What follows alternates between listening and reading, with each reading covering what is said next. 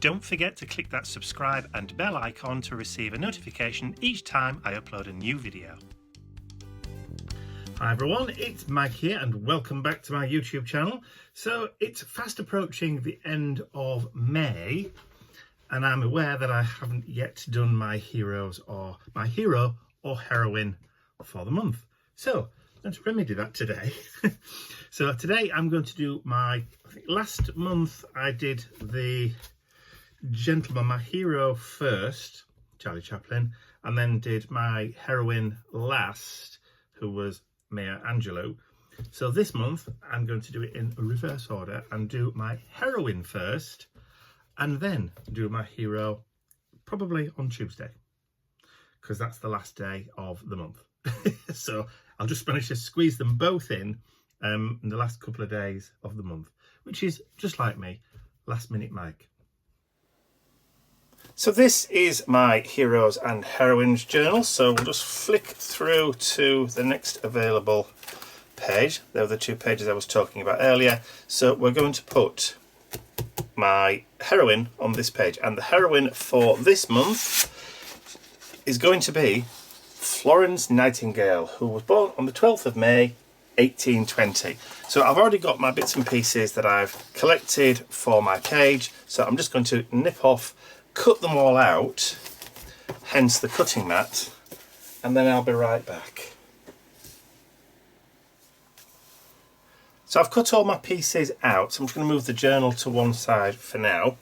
So what I want to do is I want to add some distress around all of the edges to start off with. So I'll just quickly run through what I've got. No, actually I won't run through what I've got, because I'll do that as I'm adding it to the page. But so that you're not sat there watching me adding brown to the edges of paper, I will nip off and add my distress to the edges of all of my bits, and then I'll be back. So what I'll do is I'll just pop it onto fast forward with a little bit of music, and I'll join you when I've got them all done.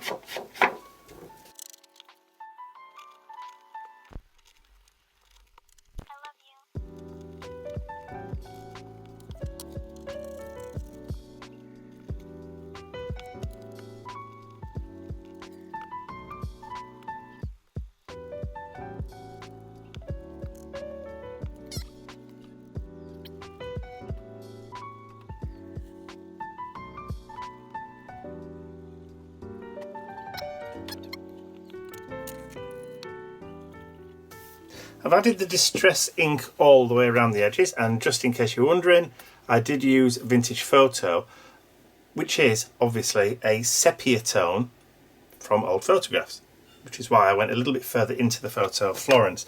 Okay, so I'm ready to start assembling my collage page using the images that I've got. So let's just grab the page, open it up, and we said we would do it on this one here. So to start off with, I wanted a backdrop which was very Victorian. So you can't get any more Victorian than a piece of original Victorian wallpaper. When I say original, this is Victorian wallpaper, which has obviously been photographed. So a Victorian design of an actual piece of Victorian wallpaper.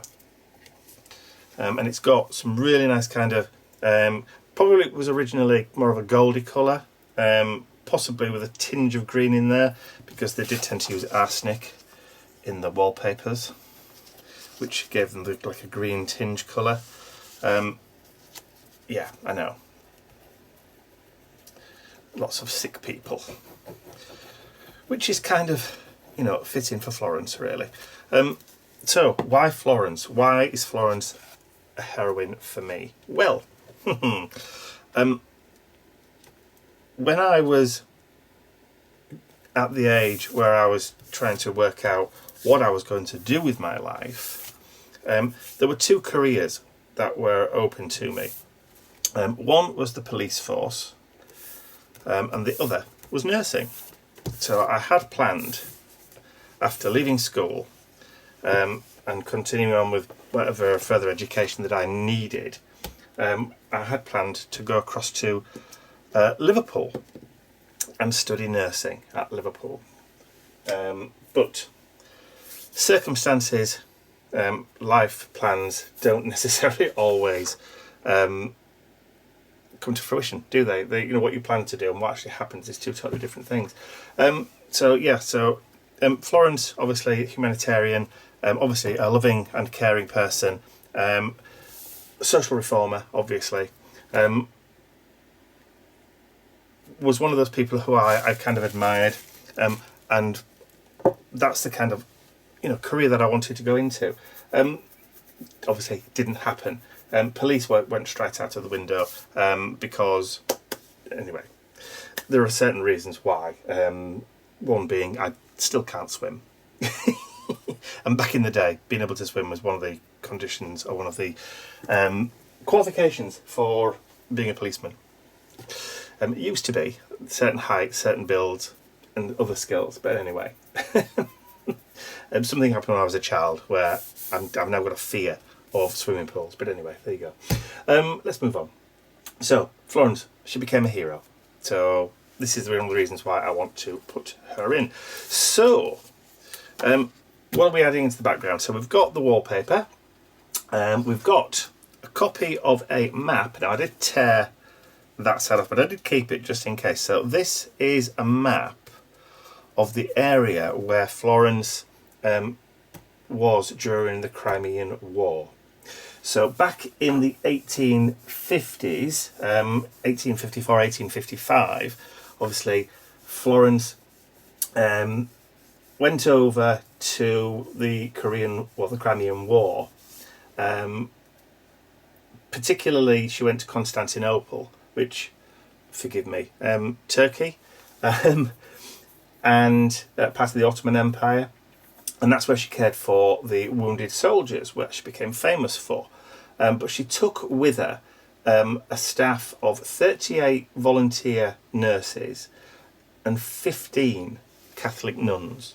There you go. And this map shows the encampments, these coloured red and blue areas, of where the field hospitals were in the area that she chose to set up the hospitals. So that's why I'm including that into the background of the page. So that's what that is. So yes, so on the 21st of October 1854, she packed up herself, 38 volunteer nurses and those nuns, and they all went off to aid and help the wounded during the Crimean War.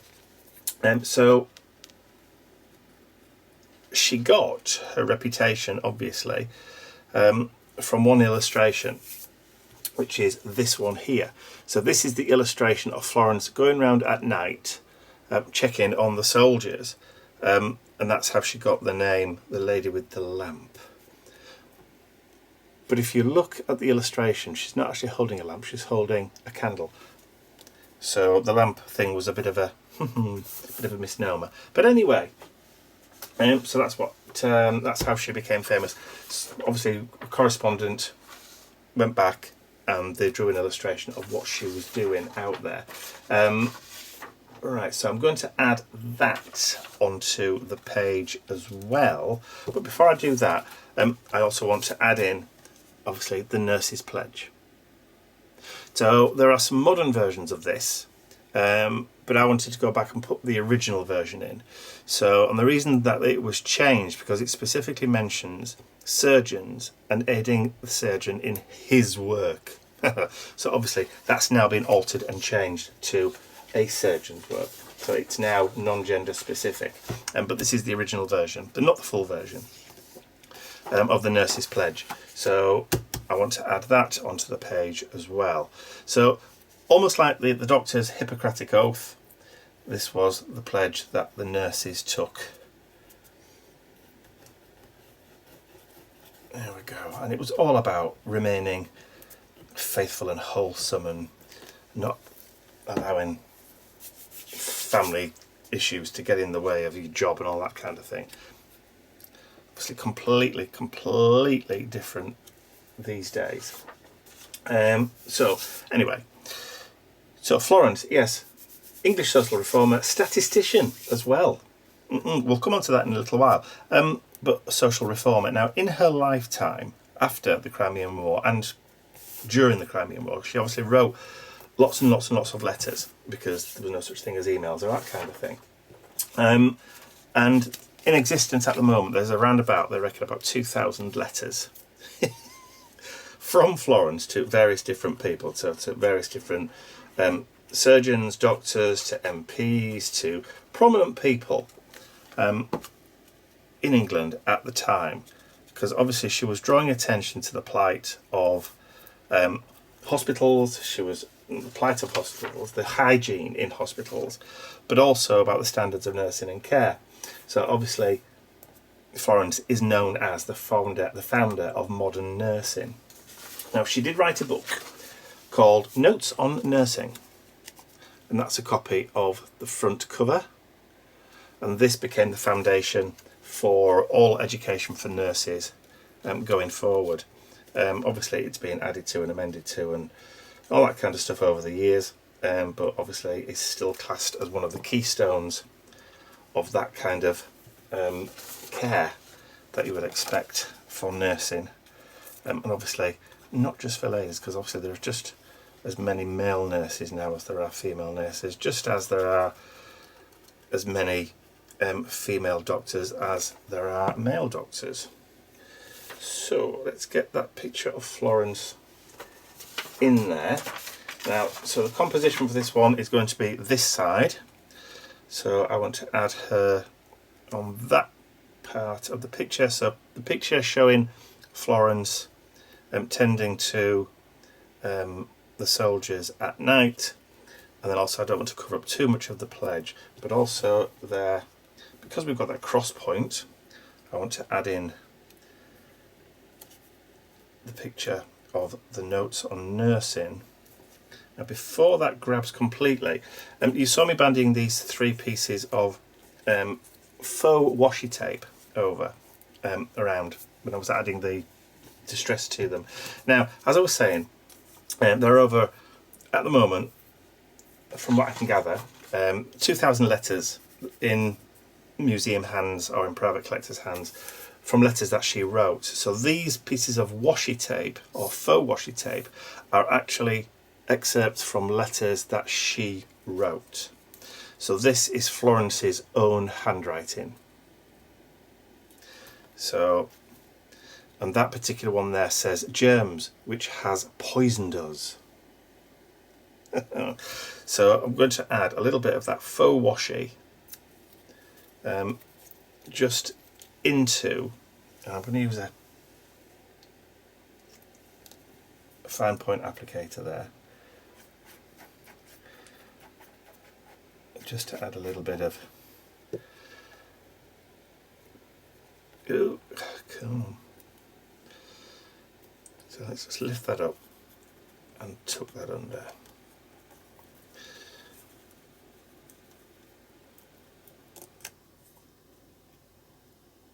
There we go. We'll have that little bit there, and we'll take another piece there and we'll stick that down.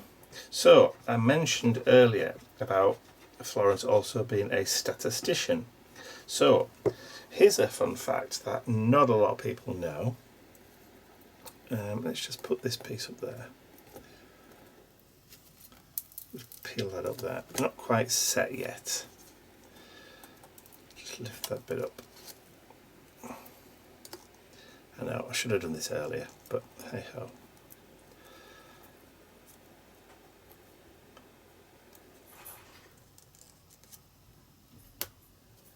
There we go. And I'm going to add one more piece of washi. Just here. So, statistician, yes. So, when Florence was communicating to the doctors and to MPs and those prominent people, she liked to include figures and statistics to back up her findings.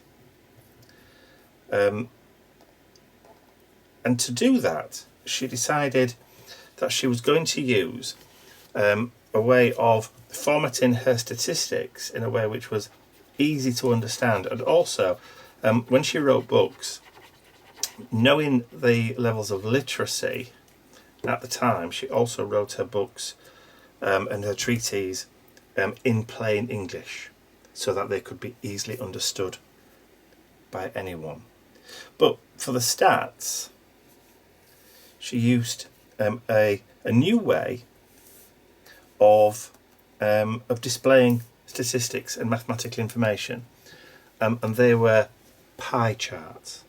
So Florence was the pioneer of infographics as well. So pie charts and iconography which showed statistics and information. She was a big fan of using those two. So there you go. So not only was Florence Nightingale the founder of modern nursing, but she was also a pioneer in data visualization using what we would call now infographics, particularly pie charts. There you go. So that's my page. So that is Florence Nightingale, born on the 12th of May 1820 and sadly died on the 13th of August 1910. However, there is in existence a recording of Florence speaking. Now, if I can find it, and if I'm allowed, I will add it here so you can hear her talking now. At Florence Nightingale's house, London, July the 30th, 1890.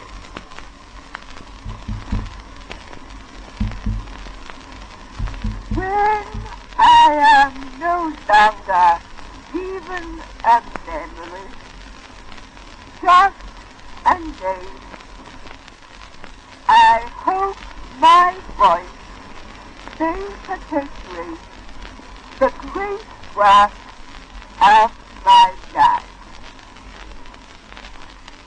God bless my dear old comrades of Balaclava and bring them safe to shore. Florence Nightingale. So that's it for me. So that is my page for my female heroine, because you can't have a male heroine, my heroine for May 2020. So I hope you've enjoyed watching me put that page together. If you have, please remember to give the video a thumbs up, share it with your friends, and if you haven't subscribed to my YouTube channel already, you can do so by clicking the button at the end of the video. So that's all from me for now. I will see you all again very, very soon. Bye for now.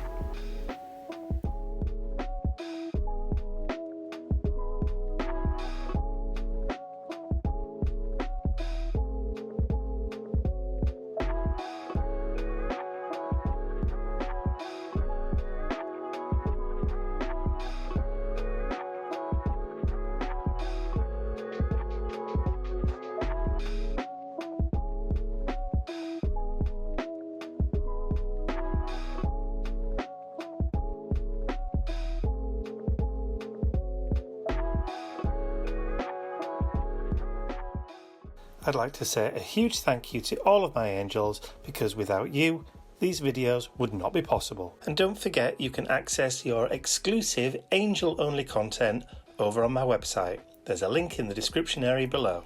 Thank you.